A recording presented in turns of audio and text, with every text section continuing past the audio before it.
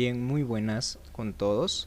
El día de hoy vamos a explicar los exámenes de laboratorio que nosotros debemos pedir o debemos analizar para identificar un correcto diagnóstico de anemia ferropénica. ¿Qué es lo que esperaríamos de dichos exámenes? Lo que vamos a ver el día de hoy, vamos a ver, como siempre, un hemograma, un índice hematrimétrico, prueba del estado de hierro, que evalúan el estado de hierro, prótesis de sangre periférica, recuento de reticulocitos y otras pruebas adicionales que contribuyen a un correcto diagnóstico de dicha anemia ferropénica. Como siempre, en primer lugar, el hemograma. ¿Qué esperamos ver en un hemograma? Esperamos ver hemoglobina, esperamos ver hematocrito. Bien, la hemoglobina y el hematocrito.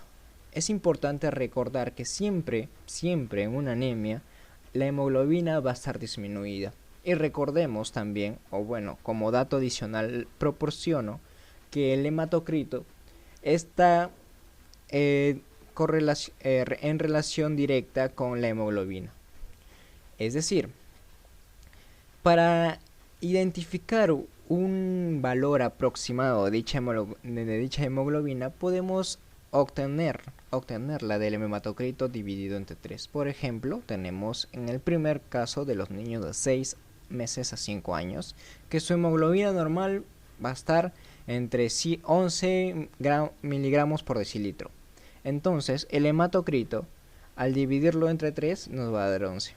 Y así, o sea, no nos va a dar un dato exacto, pero nos va a dar en sí un aproximado del valor de hemoglobina de dicho paciente, ¿no? De cuál es el valor, y nosotros debemos identificar si es que es normal, si es que es anormal, de acuerdo a la edad del paciente. En los índices hematrimétricos vamos a tener, como siempre, hemoglobina corpuscular media, concentraciones de hemoglobina corpuscular media y volumen corpuscular medio. ¿Qué es lo que se espera ver acá, no? ¿Qué es lo que se espera? Recordemos que la anemia ferropénica se va a caracterizar por ser microcítrica e hipocrómica. Bien, entonces tenemos principalmente hemoglobina corpuscular media. Hemoglobina corpuscular media nos van a dar valores de referencia, como por ejemplo una hemoglobina corpuscular media normal, que los valores van a estar entre 29 y 34 picogramos, y a esta hemoglobina, a estos valores, el rango de la hemoglobina corpuscular media, dicho rango va a ser llamado una normocrómica. Si está debajo de dichos valores, como por ejemplo menos de 20 picogramos, vamos a llamarla hipocrómica, y si está mayor de dichos valores, vamos a llamarlo hipercrómica. Entonces recordemos que específicamente, se dice o está establecido que la anemia ferropénica va a tener la característica de ser hipocrómica, es decir, sus valores de hemoglobina corpuscular media van a estar debajo de los 29 picogramos. Entonces ese es un dato que debemos tener en cuenta, ¿no?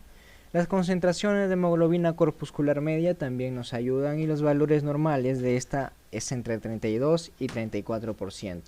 Luego tenemos el volumen corpuscular medio, que nos va a indicar si es que dicho paciente tiene dichos índices, tiene características hematrimétricos como microcítricas, normocítricas o macrocítricas. Hablamos de un volumen corpuscular medio y nos referimos a microcítricas cuando este volumen corpuscular medio está menor a los 80 femtolitros. Cuando es normal, el volumen corpuscular medio está entre los rangos entre 80 a 100 femtolitros.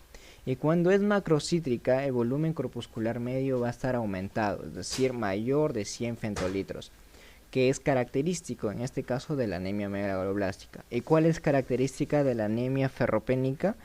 Pues la microcítrica, un volumen corpuscular medio menor a 80 femtolitros. Entonces tenemos hipocrómica y tenemos microcítrica. Y es importante recordarlo, y es importante también, ¿por qué? Porque no solo la anemia ferropénica tiene esas dichas características, hipocrómica o microcítrica, sino otros tipos de anemia, como la anemia de trastornos crónicos, como la anemia sideroblástica, como los rasgos talasémicos, como el rasgo de la talasemia beta o rasgo de talasemia alfa.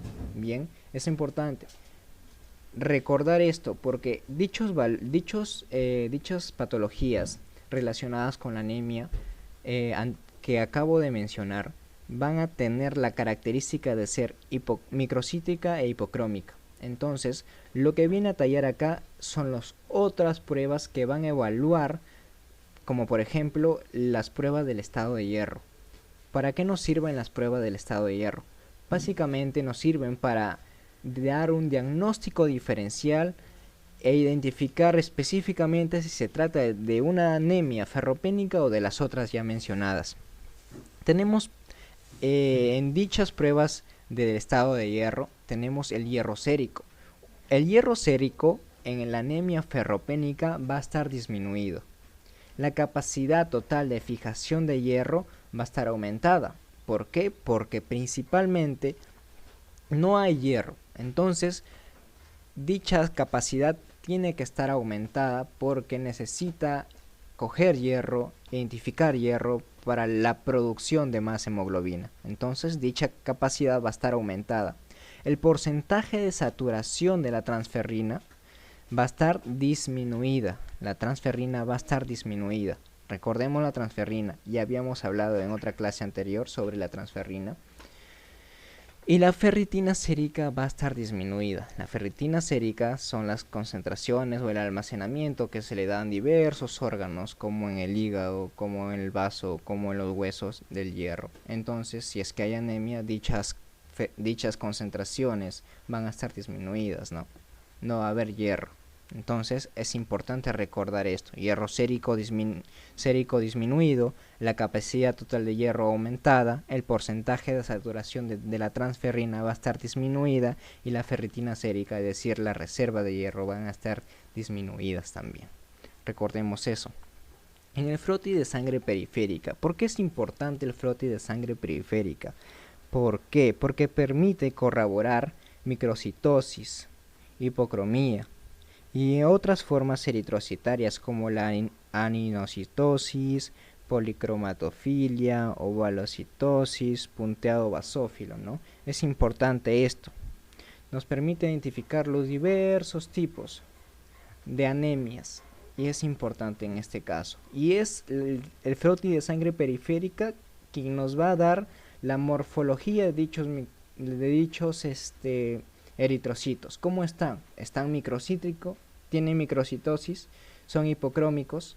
¿O pueden tener otras formas? Y nos pueden ayudar a identificar otros tipos de anemia, ¿no? Es útil para el diagnóstico diferencial entre los diferentes tipos de anemia. Entonces recordemos que, y al momento de solicitar, de hacer un diagnóstico diferencial, el frotis de sangre periférica es de mucha ayuda.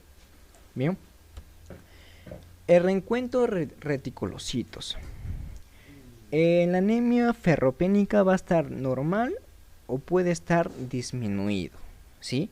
Si está aumentado, nosotros debemos investigar si hay alguna hemorragia o alguna posibilidad de otro diagnóstico. ¿Por qué? Porque así lo dice la literatura. Cuando existe un recuento reticulocitos normal o disminuido, podemos hablar de un diagnóstico diferencial de anemia ferropénica, de otros tipos de anemia también, pero complementario con los otros exámenes a pedir, vamos a identificar qué tipo es, ¿no? Entonces, pero si está aumentado, debemos descartar que es una anemia ferropénica en sí, o los diversos tipos de anemia que nos pueden dar un recuento de reticulocitos normal o disminuido, e indagar que puede ser pérdidas de sangre por hemorragias o posibles otros diagnósticos.